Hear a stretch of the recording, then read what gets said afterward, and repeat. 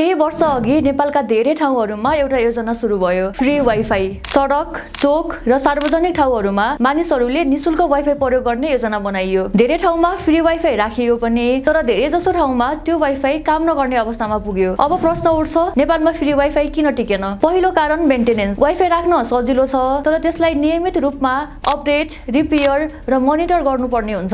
धेरै ठाउँमा यही काम कन्टिन्यू भएन। दोस्रो कारण छ इन्टरनेट ब्यान्डविड्थ। फ्री वाइफाई प्रयोग गर्ने मानिसहरू धेरै हुन्छन्। यही ब्यान्डविड्थ कम भयो भने स्पिड धेरै स्लो हुन्छ र प्रयोग गर्ने नसकिने हुन्छ। तेस्रो कारण छ बजेट। फ्री वाइफाई चलाउन नियमित खर्च लाग्छ। यो परियोजनामा सुरुमा बजेट हुन्छ, तर दीर्घकालीन योजना भने हुँदैन। यही कारणले गर्दा फ्री वाइफाई लामो समयसम्म टिक्न सकेन। तर यसको अर्थ फ्री वाइफाई असम्भव हो भन्ने हुँदैन।